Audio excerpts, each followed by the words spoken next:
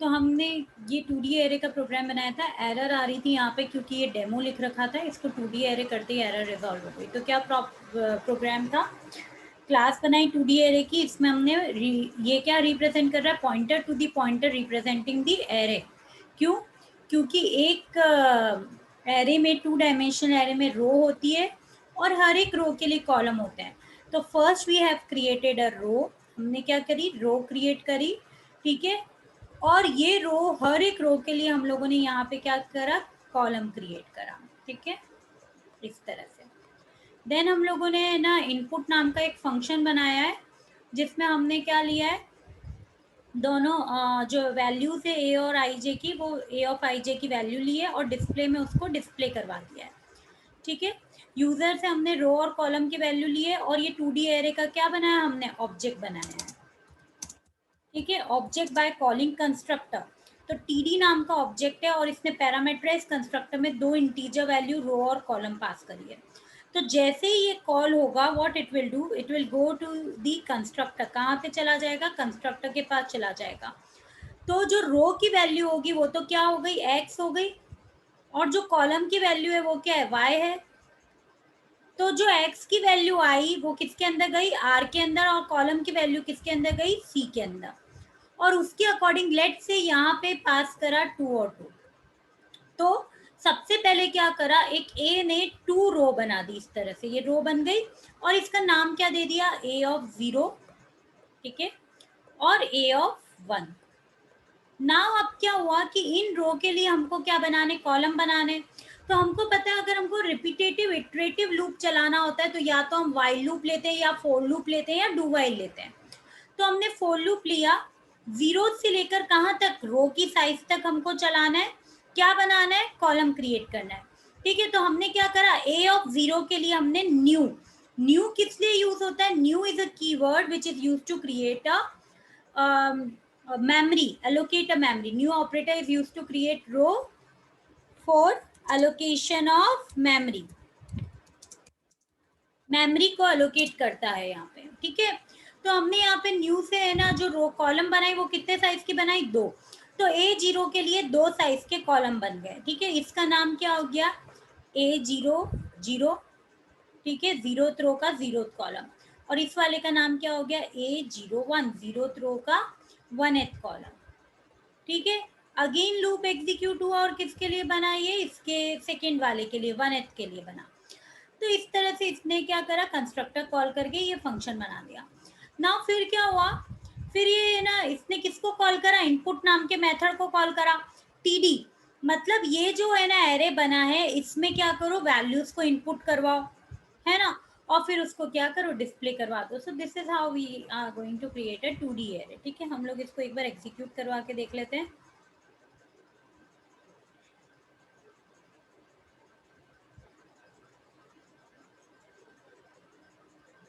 सी compile हो गया, no errors no warnings. So let me run it, enter row, देखो 2 2, पहली रो में मैंने ये वैल्यू डाली, दूसरे में 23 डाली, लेट से तीसरी में 12 डाली और यहाँ पे मैंने 14 डाल दी। सी 1 12 23 14, इज इट। सो इस तरह से वो क्या हो गया, प्रिंट हो गया आपका पूरा। Making sense. C 0 1 0 0 0 0 1 1 0 and 1 1, is it making sense guys, is this much clear, any doubt till here, anyone, any doubt till here? मेरे को एक बात बताओ, हेलो, ये प्रोग्राम बनाया, जो प्रोग्राम अभी बनाया ना अपन ने इतना सारा, वो तो पहले भी अपन ने बना चुके हैं सी में। हाँ फेयर इनफ। स्ट्रक्चर था ही नहीं, मतलब ठीक है, इतना समझने वाला था इसमें तो। नहीं नहीं नहीं नहीं, यहाँ पे जो है it's use for the dynamic array creation.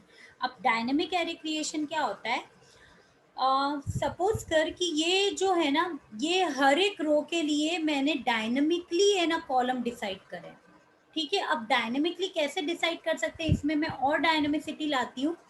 Late से मैंने केवल यहाँ पे रो ही पास करी, ठीक है। तो रो की वैल्यू जो है, अब कॉलम की वैल्यू में यहाँ से फॉर ईच रो मैं कॉलम की वैल्यू यूजर से पूछ सकती हूँ, ठीक है, यहाँ पे। तो ये डायनेमिसिटी ला रहा है, ठीक है। मैं यहाँ पे यूजर से पूछ रही हूँ cout enter the value of column, good question, कि इसकी क्या नीड है। So this is the need,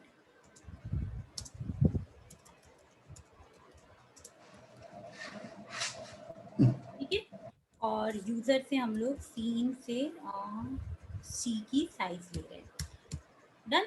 और यहाँ पे हम लोगों ने जो कंस्ट्रक्टर बनाया है, instead of calling here column, हम लोग यहाँ से कॉलम की वैल्यू नहीं ले रहे हैं, हम हर रो के लिए कॉलम की वैल्यू को चेंज कर रहे हैं, ठीक है। ये प्रोग्राम अभी मैंने बना दिया है, सो हैव अ लुक,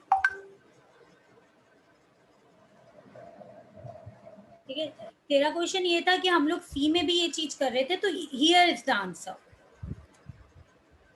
देख, मैंने बोला टू रो लो, ठीक है। Enter the value of the column row zero, जब जीरो है रो है तो उसकी वैल्यू कितने कॉलम चाहिए, तो लेट्स से जीरो रो के लिए मुझे 3 कॉलम चाहिए।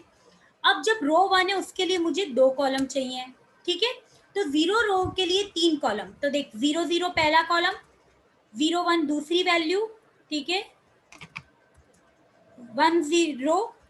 अब ये क्या हो गया, देख 1 0 हो रहा है डायनामिकली इसमें, 14 1 1 23, हाँ, might not run, let me check, it should work like 3 and 2, hold on, r की वैल्यू है x, पॉइंटर रो क्रिएट करा, for i is equal to 0, i less than, enter the column, okay. तो each row मैंने column की size ली, a of i is equal to new in c, c की size का बना है मेरा, for i is equal to 0, i is less than r,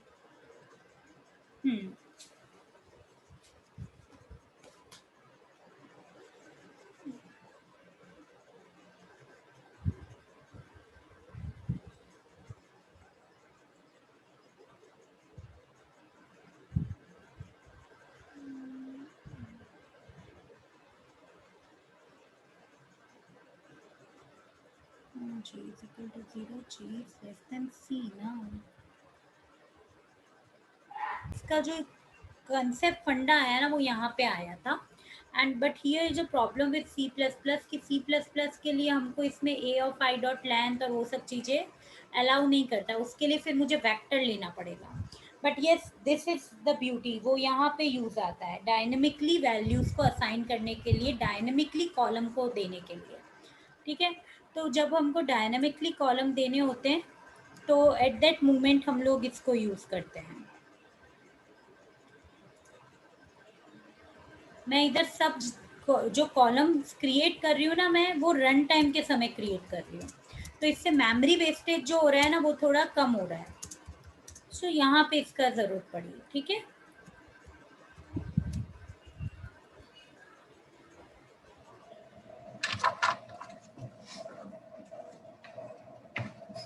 run time के समय अपन कॉलम की वैल्यूज दे सकते हैं, बस इतना सा इसका फायदा है।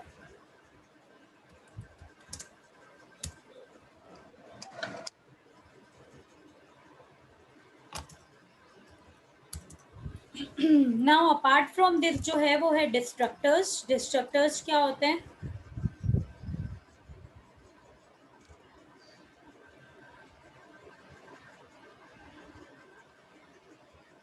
देखो जैसे कंस्ट्रक्टर होते हैं ना, constructor is use to allocate the memory, destructor is use to deallocate the memory. जब मेमोरी को आपको डी अलोकेट करना है, रिमूव करना है, क्यों, क्योंकि क्या होता है कि अगर मेमोरी अलोकेट रहती है तो वो फोकट की जगह लेती है, राइट।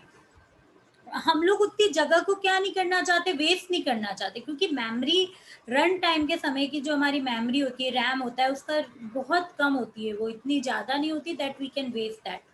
तो हमको क्या करना पड़ता है, जो वेरिएबल हम लोग क्रिएट करते हैं जब उनका काम खत्म हो जाए तो उनको क्या करना पड़ता है, डिस्ट्रॉय करना पड़ता है। और डिस्ट्रॉय कौन करता है, तो डिस्ट्रॉय करता है अपना डिस्ट्रक्टर, ठीक है।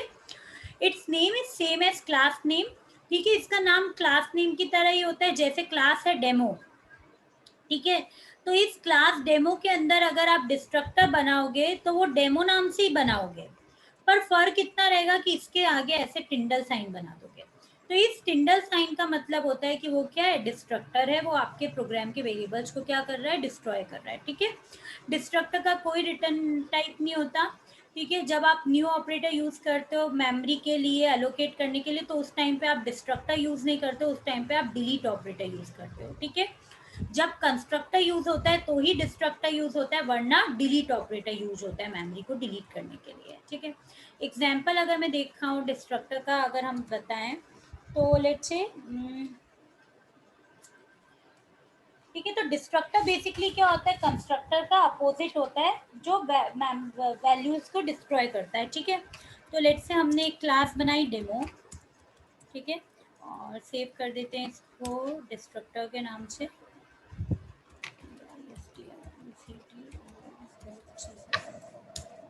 ठीक है। इस क्लास डेमो में हमने एक पब्लिक कंस्ट्रक्टर बनाया, ठीक है, डेमो नाम से। तो डेमो कंस्ट्रक्टर भी क्लास के नाम का ही होता है, तो देखो डेमो नाम से कंस्ट्रक्टर बनाया और इसमें हमने लिख दिया cout I am in default constructor, ठीक है। अब जब इस कंस्ट्रक्टर का काम खत्म हो जाए, then this constructor should delete, right. तो हमने डिलीट करने के लिए क्या बनाते हैं, ये टिंडल वाला साइन बनाते हैं। तो this is what the destructor, तो ये डिलीट करने के लिए हमने क्या बनाया, डिस्ट्रक्टर बनाया। तो जब भी हम लोग टिंडल साइन यूज करते हैं, इसका मतलब है डिस्ट्रक्ट कर देना, ठीक है।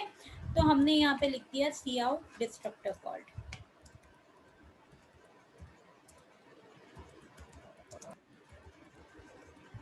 डन, ठीक है। देन हम इस क्लास के बाहर आ गए, क्लास को एंड कर दिया and we created our main function, ठीक है।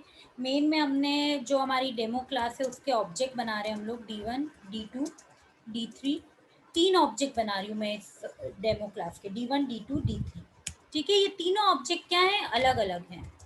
सी हैव अ लुक, अब ये आउटपुट कैसे देता है, डिस्ट्रक्टर का मतलब क्या होता है। आ,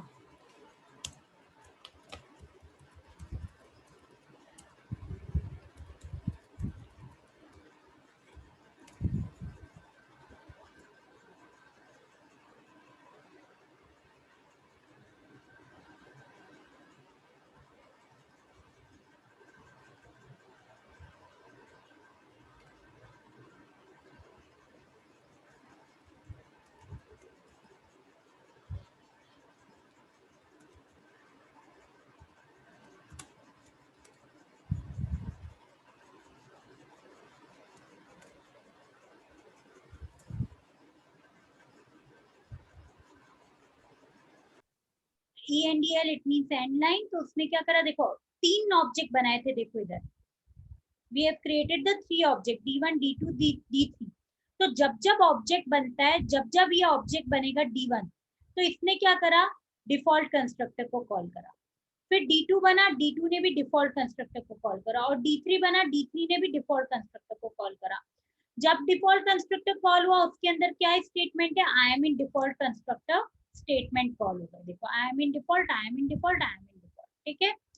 फिर जब इन तीनों का काम खत्म हो गया और ये मेन के बाहर आ गया रिटर्न 0, तो हमने क्या डिस्ट्रक्टर भी बना रखा है, तो तीनों को क्या करना पड़ा, डिस्ट्रॉय होना पड़ा। D1 को भी डिस्ट्रॉय होना पड़ा, D2 का भी डिस्ट्रक्टर कॉल हुआ, और D3 का भी डिस्ट्रक्टर कॉल हुआ।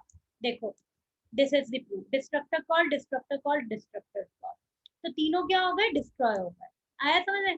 तो this is what the destructor is used for, कि एक बार काम खत्म हो जाता है तो वो क्या करता है, ऑब्जेक्ट को क्या कर देता है, डिस्ट्रॉय कर देता है। मेकिंग सेंस,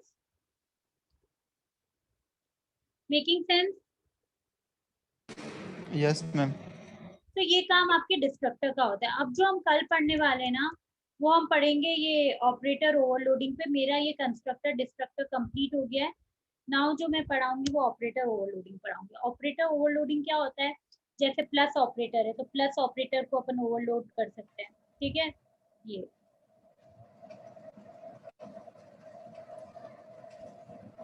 देखो यूनरी ऑपरेटर्स, बाइनरी ऑपरेटर्स, इन सबको ओवरलोड कैसे कर सकते हैं, तो वो चीजें जैसे स्कोप रिजोल्यूशन ऑपरेटर ओवरलोड होता है। ये देखो सबसे अच्छा एग्जांपल है ये ग्रेटर देन लेस देन, ये वाला ऑपरेटर, ये लेफ्ट शिफ्ट और राइट शिफ्ट के लिए काम में आता है, पर यहाँ पे तुम देखो ये सी आउट और सी इन के लिए काम में आता है। तो this is the operator overloading. एक ही ऑपरेटर एक से ज्यादा जब काम करता है तो उस चीज को अपन ऑपरेटर ओवरलोडिंग कहते हैं। तो कल हम लोग जो क्लास में पढ़ेंगे वो पढ़ेंगे ऑपरेटर ओवरलोडिंग, ठीक है। और मॉर्निंग की 7:30 की क्लास रहेगी। तुम लोग है ना अपनी क्या बोलते हैं क्लास के लिए मॉर्निंग 7:30 पे लॉग इन कर लेना सब लोग। मैं लिंक अभी शेयर कर दूंगी बना, हो जाएगा मॉर्निंग 7:30 पे लॉग इन सबसे। Yes ma'am.